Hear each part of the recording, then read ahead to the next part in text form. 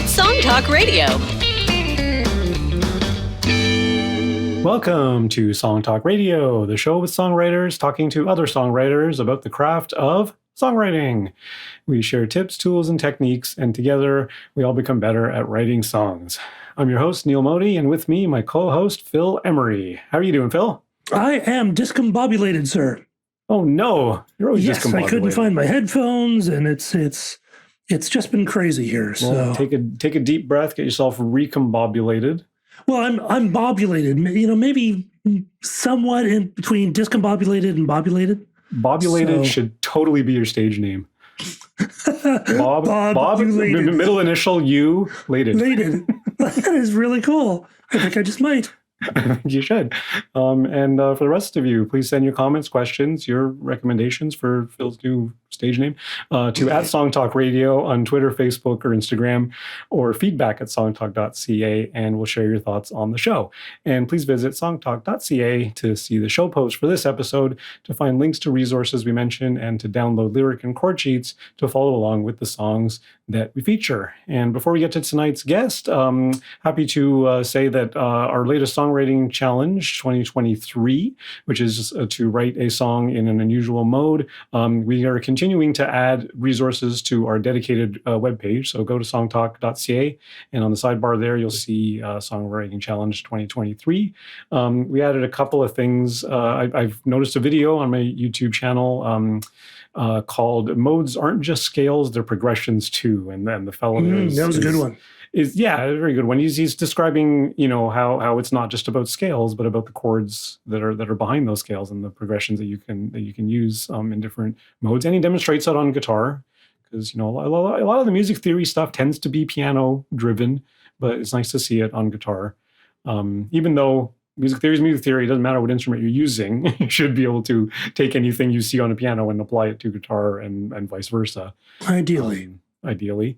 And the other thing I saw, I follow the Disc Makers blog. I get emails from them occasionally, and they did a little article called "Harnessing the Power of the Phrygian Mode." So talking specifically about Phrygian and a few songs, examples and things. Apparently London Calling by The Clash is in Phrygian. I had no idea. Oh, cool. Mm-hmm. So yeah, I always like that sort of feel of a song, and I wasn't sure what it was. So it's great. I mean, that's another one I want to investigate. The modes is definitely something you can fall into, and it gets very deep. It goes as deep as you want to go. Yeah. So and when we say writing a song in an unusual mode, it could just you could be as simple as modally interchanging a couple chords in your progression. It could be writing, like, I know for me the challenge is writing a song in one mode completely, because I've done a lot of that modal interchange stuff before, where I'm borrowing chords from other key signatures, like doing that. So I want to break out of that and challenge myself to stick to one mode for the duration of the song and see if that works for me. So it's really up to you, the specifics of the challenge, but we do encourage you to deliberately step outside your boxes and try and push yourself to do something. You may not end up with the greatest song in the world.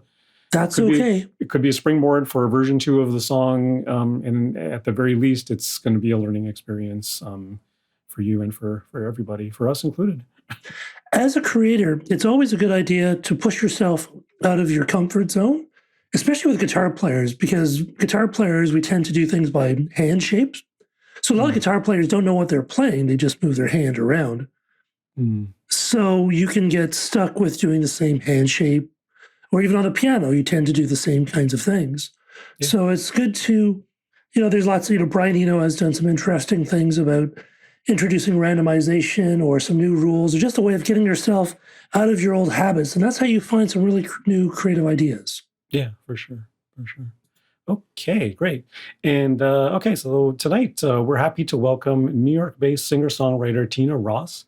And here's a taste of her song, Artemisia.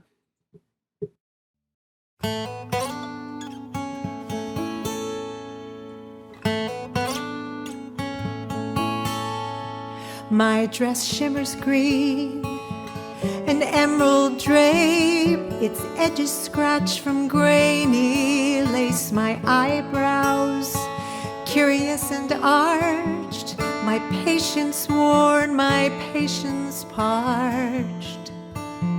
I mix my pigments, crush them with stone, truth ground into savage tones. I choose to draw a bloody knife, highlighting dark. Tina Ross is a New York-based singer-songwriter making up for lost time. On her second act, she just released her debut album, While I'm Here. Her vocal delivery brims with clarity and conviction of a stage actor, while her finely crafted acoustic guitar work has an understated and uncluttered quality. There's no hurry in her music, but make no mistake, it's not laid back. A quiet, elegant fierceness runs through her songs. Tina has been recognized by the UK Songwriting Contest and the International Blues and Roots Radio Contest as a finalist, and by the John Lennon Songwriting Contest as an honorable mention. She's also a member of the Jack Hardy Songwriting Exchange. Tina also hosts seasoned songwriters on a monthly concert interview on Zoom, Inside the Song, through the Folk Project of New Jersey. Her guests have included Dar Williams, Ellis Paul, and Tom Chapin, to name a few. Welcome to Song Talk Radio, Tina Ross. Hi. It's wonderful to be here. Great to have you on the show. And I'm just curious, in your bio that you gave us there, you said singer-songwriter is your second act. What was your first act? I was a chiropractor and nutritionist until 2019, where I went to a songwriting workshop to learn how to write songs for other people. And I met some people there. Dan Navarro was one of them. And he said, Tina, what do you think? I think that this should be what you're doing. And I said, I have a practice. I'm not doing it. So within 4 months, I left my practice and I was delving into songwriting, and then the pandemic hit. So it gave me a lot of time to learn this songwriting thing. And I just every night was on a Zoom or in London or you could be anywhere during the pandemic. So I really gathered so many skills from, incredible people. And had some great mentors and master classes. So yes. Yeah. Why were you, you said you were wanting to write songs for other people? Yes. Well, I didn't think that I'd be the performer because I already had a profession. I was already really digging deep. Although I've been in a jazz trio, I sing jazz music. I've been the vocalist in a jazz trio for a very long time, and always played music, started playing guitar at 8 or 9, and just covered other people's music, and dabbled a little in songwriting, maybe in college, and then here and there. I look back now, they're not very good, no. But I did it, and it was, and then there was just something that said, this is your time to write, and in my mind, I thought, I'm just going to write for other people. So why don't I go do that? And then it just all turned over in a very short period of time. And I'm so grateful to have met him and been there. That's why life happens when you're kind of in sync with things, I think. Is there a difference for you from writing for other people as opposed to writing for your own voice? Well, it feels that way because I'm inhabiting the song in a different way. You never know how someone else will cover a song that you write. And I've had some people cover the songs, and I'm always very surprised, and it's lovely. It's wonderful to hear someone else's interpretation of your song. And it's always an honor for me. Like I'm going down to SURFA, the Southeast Regional Folk Alliance, and I'm covering songs of two songwriters. There they have this showcase. I'm so excited, and they're so excited that I'll be covering their songs. So I don't know if I answered your question, but I love singing my own songs. It's just something. It's a little scary. It's vulnerable, and it's I could feel almost the most authentic that I do, even more so than in conversation. When I'm singing. I guess I was asking more in terms of process, but I suppose there is a certain amount of like do you like if someone else sings one of your songs, do you mind if they change a lyric? If they, whereas you might do that with your own songs too. Like in a performance or something, they might decide that lyric doesn't quite work for me. I'm going to change this. And I wouldn't mind. No, I feel that once you write it and you sing it and you put it out in the world, it's almost not yours anymore. Mm-hmm. Just like any art. Yeah, Yeah. of course. That's a great way to see it. Now, Yeah. what is your writing process like? Are you a lyrics first person, or a words first person, or a concept first person? Interesting. I started out as a lyric first, for sure, just because used to, and I do still do, read and write poetry. And then I had to kind of learn that poetry is not song lyrics. And I used to only do it that way. And then I had some injuries with my hands as a chiropractor. And I can only play in standard tuning for a very short period of time. So in this process, I found open tunings. And so now most of the time I'm fooling around with a different tuning or some other sonic scape.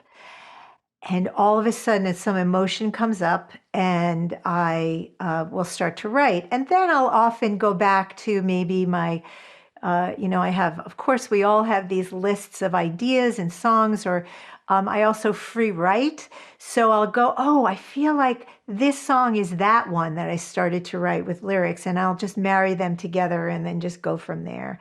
But these days, it's more musical, music first. Yeah, for sure. Absolutely. And I never thought it would be that way, but it is. Yeah, that's amazing. Because for me, it's quite the opposite. Like I wrote instrumental music for many years. So everything was music. When I finally got into writing lyrics, then it still became music first. But then over the years, it's started now to become lyric first a lot of the time. Although not necessarily. Like, it kind of goes back and forth. I know for Phil, lyrics is always the last thing for him. It's wonderful. And it's really cool. Oh, I love your cat. Oh, I'm just saying that there was a cat tail on the Zoom. I'm sorry. I know people. One of three. That was wonderful. I'm a cat guy. When you're co-writing with someone also who has a different way of writing, that's always very interesting. Those are the best people to co-write with. Someone who has a completely different approach than you do. That's the best thing. Absolutely. Yeah, I met every week with somebody during the pandemic who was very music oriented. He wrote lyrics too, but so it was a great match. Yeah. Yeah, and it's really important to sort of discover for yourself what works for you. Like, are you the type of person who gets up first thing in the morning and writes morning pages? Do you work better in the middle of the night? Do you work better if you write a lyric first? You would like to just start noticing what works for you or your cat. And it can change over time because it used to be morning. And then at a certain period of time, it was like 2, 3 in the morning for me. First it was early morning get up because I do write pages ever since I read The Artist's Way. And then it was like 2, 3 in the morning. So like I had kind of opposite schedules, and then, but that changes with time too. We just have to let it be, however it is. Yeah. So this debut release of yours, how many? So I guess it's just songs you've written in the last few years, then, since 2019, isn't it? It's really mostly all pandemic songs through the lockdown, and there's one song on there which is a little sleeper. I wasn't going to put it on the album. There were 13 songs to begin with, and then I wanted the album to have a certain arc, so I just took 3 of them out. One song, Summers Like These, which is a different song, was slightly written before that. That was a song that, an idea that I had about summer love. And it's turning out to be a favorite for most people. It's just, you never know. There's also a video, a sand art video of that song also on YouTube. It's on my Tina Ross Music YouTube. And it's just, what a surprise. Never knew that it would be that. And I think because it was written before I felt like I could really write, I somehow kind of pushed it aside. But we have inclinations, it started, Yeah. And sometimes that's not a bad thing when sometimes it's somehow purer when you don't know so much stuff and you don't complicate it too much. It is a simpler song. That's a good point because I tend to do a lot of, I kind of see songwriting like painting. I'm very interested in the confluence of types of art. And so I actually feel like I'm painting the story when I'm writing, with dark and light and, texture and color and visual. So, so it's very, it's a kind of a visual uh, painting for me. Yeah. So sometimes it's more complicated because to me, words are so beautiful, and they convey things, but sometimes they're not as simple as Yes, that. yes. That Summers Like These song. We had a guest on the podcast years ago. I remember this guy, Phil, Daniel Caceres. He's from Spain. English is not his first language. Spanish is, right? But he only wrote songs in English. And we were asking him, like, why don't you ever write songs in Spanish? He said, I get in my own way. I know my Spanish is too advanced. And his English songs came out with like pure, simple, really like elegant, It was like but without all the complications. I love and that. it was so interesting just to get into a space that you're not familiar with, and maybe that's a way to inject something simpler. It'll be more emotional. Yeah. I think it can always be a bit of a challenge, when you get into songwriting with a capital S. You really pay attention to all those little sort of, there's like internal rhymes, and there's this great little sort of musical, hook here. And, you get into the technical aspects because that's what we love and we talk about it. Like we've been talking about this for like 400 shows now. But it's easy to get lost in that. And it's important to understand that other people don't listen to music that way. They want to be moved. And I think it's easy for songwriters to get too into the fidgety bits and forget about the soul, I think. That's great. Thank you for that. Yeah. That's really an important thing to remember. Absolutely. Yeah, absolutely. That's why we write, for the emotion. Yeah, for the emotion, but also for like just the, and even in terms of a technique, like that's something I learned of just doing Pat Pattison's songwriting course on Coursera, just the free one. It really got me to think about the big picture and see the whole song as a thing, as opposed to obsessing over these little tiddly bits.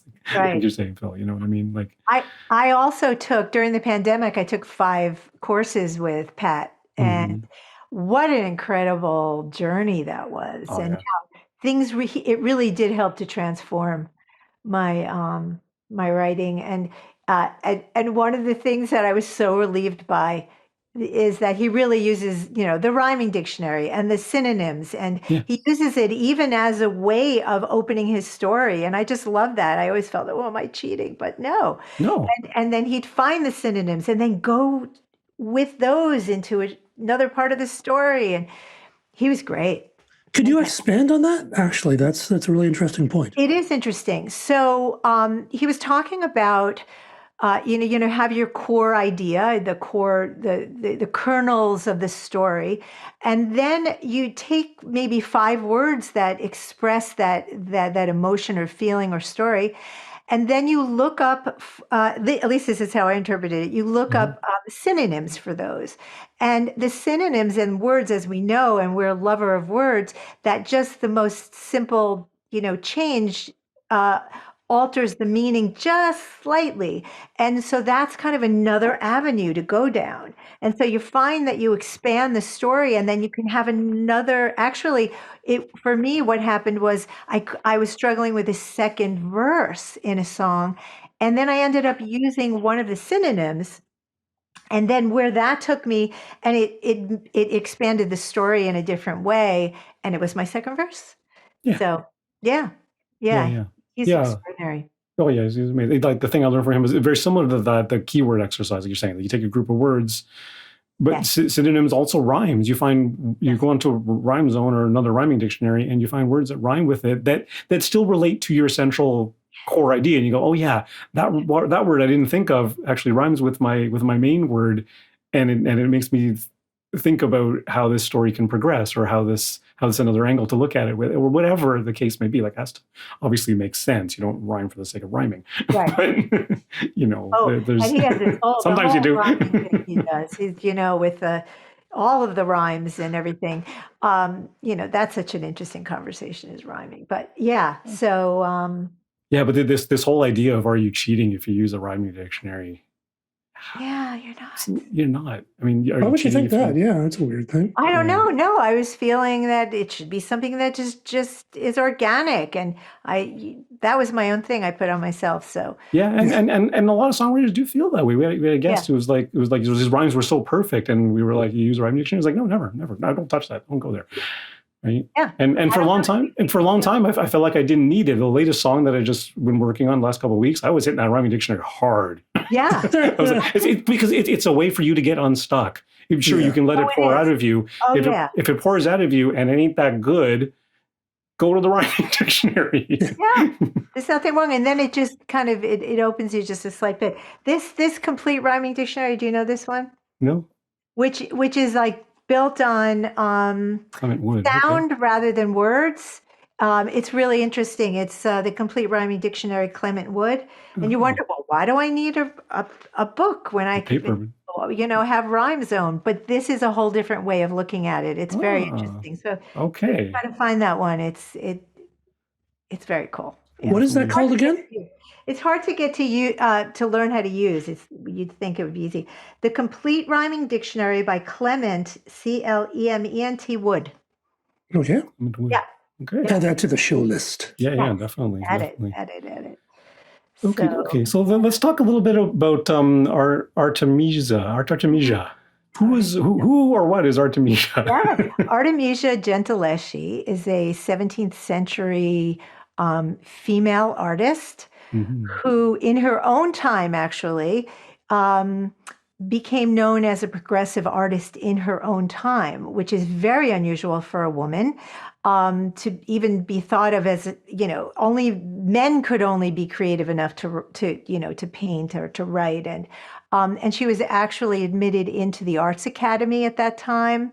So I was reading a book maybe 3 years ago. It's called Blood, Water, Paint by Joy McCullough. And it's a story about Artemisia, and it's written in verse. It's a very interesting book. And I thought, wow. And she I have to know more about this woman. So I, over time, just learned about her, would look at her paintings, and this was actually before I was writing songs.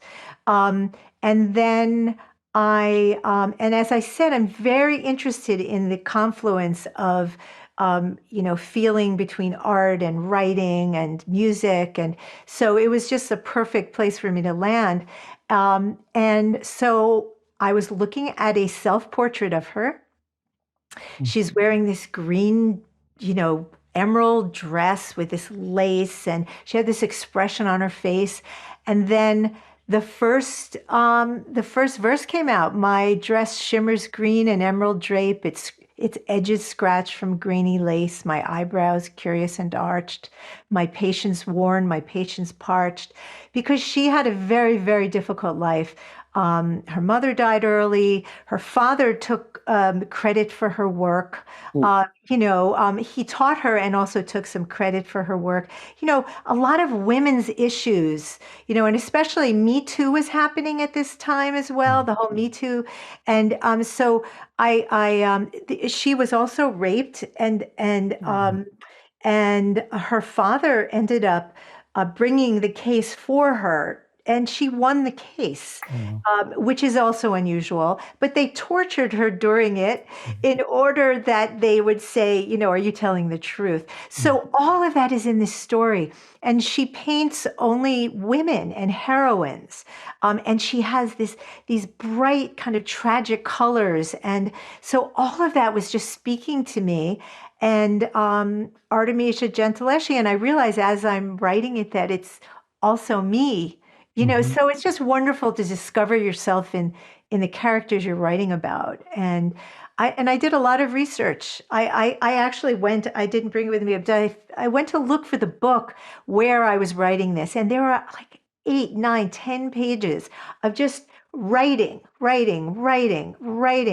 about how I felt about her, what she looked like, what she represented, the resistance that she was, how she resisted all these things, and that's what came out in the story, and I felt the chorus is damn this 17th century, just damn, and I felt that she could have said that, like freak, Yeah. why am I growing up in this time when I have so much to say and so much, but she rose above, and she's a little heroine for me. Yeah.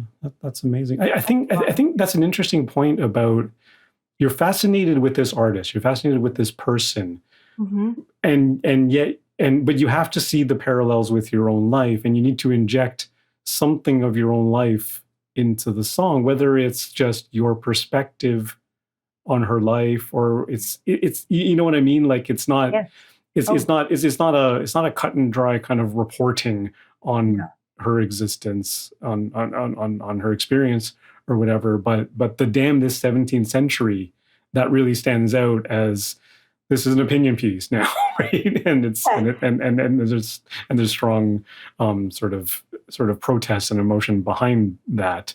Yes. So I think that's a great angle. Yeah, I can't imagine if I mean, I've actually never done that. I never wrote pages and pages and pages upon stuff and then tried to whittle that down to a lyric. Wow. That's what I usually do. Really? I usually do, and then I'll circle things. And then sometimes it's a whole block of lyric that work together. And then sometimes something later will, fit. I do a lot of editing, like a lot. So yeah, and then the music for this, I actually heard more harpsichordy. I wanted it to kind of sound old. And I used open G, actually open A. I ended up needing to capo it up. And so that's what I was going after with the picking and everything.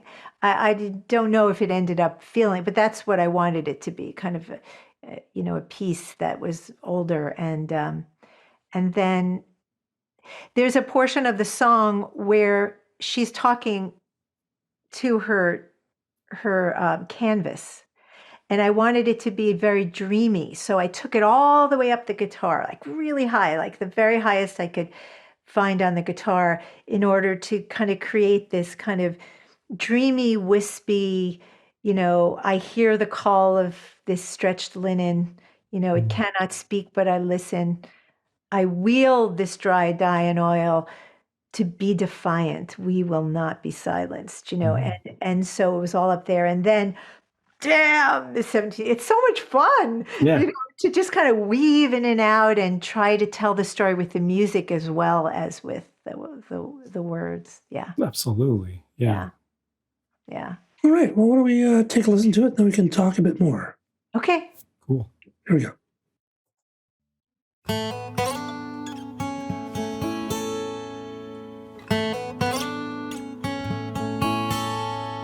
My dress shimmers green, an emerald drape, its edges scratch from grainy lace. My eyebrows, curious and arched, my patience worn, my patience parched. I mix my pigments, crush them with stone, truth ground into savage tones. I choose to draw a bloody knife, highlighting dark as always, mixed with light. Damn this 17th century, I face a faceless enemy trying to steal what's real for me. I am Artemisia.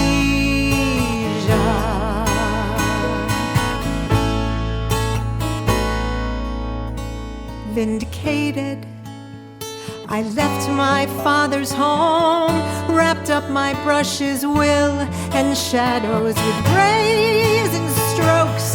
My heroines are freed, I paint their prowess, wounds and stories. Damn this 17th century, I expose absurdity. I will prove an artist's mastery. I am Artemisia.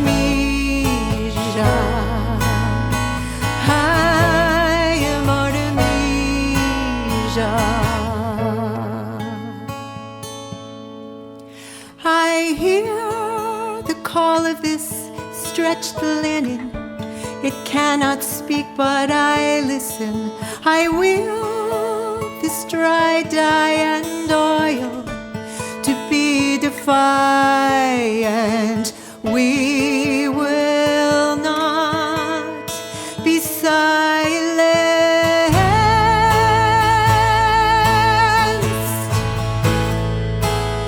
And I'll beat this 17th century. I carry letters from kings and queens. Patrons see my creativity, painting as a woman's allegory. I am Artemisia. I am Artemisia.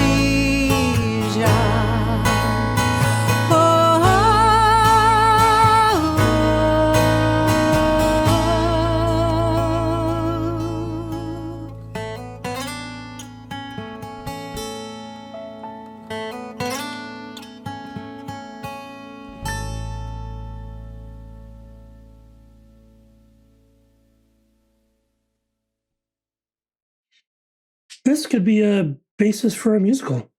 You know, I have to say that a number of people have said that, and I think a lot of my writing is a lot of my influence is my mom was a singer and she sang show tunes, and I grew up with that, and my father, Frank Sinatra, and so I think I hear that a lot. I hear that, and so I would love to write a musical. Yeah. You're right on target with that one. Yeah, and I mean, and the way things these days are mashed up and have been mashed up for years. Like musical doesn't necessarily mean Broadway style musical. Right. Could be hip hop, could be jazz, could be Right. show tunes from ABBA, like or songs from ABBA. Like it doesn't matter, right? So definitely, but I agree with Phil that it doesn't have a Broadway quality to it, but it does have a kind of musical theater quality to it. It's very much a story.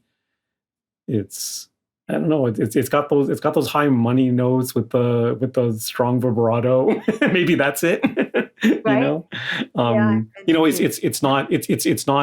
It's a folk song, but it's not a traditional folk song. Somehow it seems, a little bit different. Well, there's no metaphor. It's all very sort of real.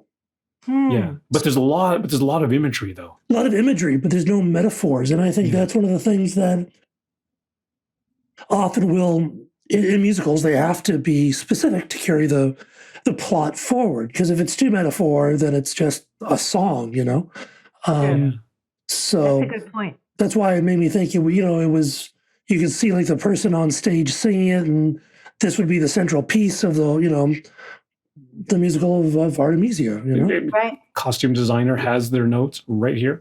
That's right. That's true. There's kind of a resurgence of her stuff more recently as well, and I think there's been a play written by her, but not a musical. So Okay. Never know. Never know. Yeah, you never know. You can make some good money on if your musical hits. It hits. Yeah. I do like the way I think, and your open G, open A tuning. I think plays to this that there, like especially in the first verse, it's a little bit hard to find the downbeat. Like it's kind of in the way your melody shape kind of one line flows into the next. It just kind of floats a little bit, and so you kind of get the pulse of this thing. And then by the time you hit the chorus, it's nailed down. So the chorus really stands out as a way to ground the song and to ground the idea, especially with the title and the name in there. Because up until then, if you don't know the title, this could be anybody. Yes. to a certain extent, but the specificity with the shimmering green and emerald drape.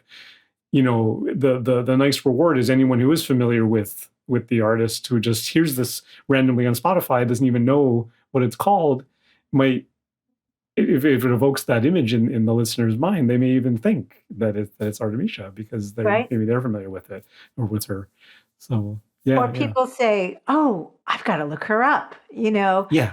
after they hear the song. Yeah. Oh, Yeah. Artemisia. So that's also, yeah, another thing. It's interesting where you're talking about not being on the one or you're not nailing it. I tend to kind of have that kind of in and out. Uh, Maybe it's a little kind of Joni Mitchell-y kind Hmm. of thing happening. And I have a teacher that constantly says to me, "Can you just do one of those things on the one?" You just start on the one once there and then just go. Yeah. So it's funny, but Well, it's the producer in me and it's the drummer in me. I'm a drummer at oh, the heart, drummer, right? yeah, So I'm always looking for the downbeat, right? Because if I was to play drums to this, I mean, I got to know where to come in. I that's got to know where to true. hit my kick drum, right? And so my brain tends to go there. But Yeah, I I do understand that. I do appreciate it. Like I can dig it if it's free floating a little bit more.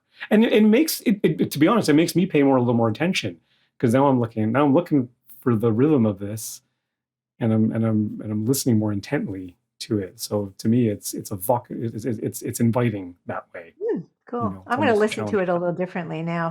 Now that you're saying that, it's good. It's a good way. And I know the most recent song that I wrote, I was very kind of careful. The very most recent, I just recorded it. The very most that I knew that I wasn't coming in the first two lines and the third and fourth line of every part of the verse. I'm coming in on one and I'm establishing it, and the whole chorus is so. It's interesting that you picked that up about me. And really, that's one way of the many multiple way to introduce contrast into your song. Is Mm, one part rhythmically loose, is one part rhythmically strong. yes. In addition to things like rhymes and money notes and all the other things that we harp on the show. But that's yet another tool in your toolbox to say, Mhm. I'm gonna deliberately do this a little bit laid back, a little bit looser, Yes, and then I'm gonna come in strong for the bridge. exactly. What was quite nice is the economy of arrangement. It's not, it's like it's mostly guitar. There's a little bit of piano, but very, very small amounts of piano. Most of piano until the very end. Yeah. Which can be tough because piano players tend to like to play because they're used to usually doing everything. So sometimes with a piano player, I have to say, no, just play two notes. And they don't like doing that. So I was quite impressed how you don't need much sometimes for a song, just a vocal and a guitar, and it works really well. Yeah. The person who played, I co-produced this with Mark Dan, who's a multi-instrumentalist. He doesn't call himself a pianist, but I asked him to do some on this. And so maybe because he isn't normally, he was just kind of using his ear. And I thought just very sweetly added just some texture and some tone, some tones. I think he did a beautiful job. So maybe that's why it doesn't take up so much space. Well, there's a philosophy, and I try to adopt this philosophy if I'm playing with a singer, especially if I'm playing with a singer.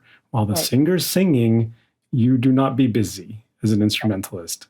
Just keep it very, very stripped down and simple, and just support the singer. When the singer's not singing, then it's an instrumental bit, then go bonkers, go nuts. Right? Because then you are carrying the melody.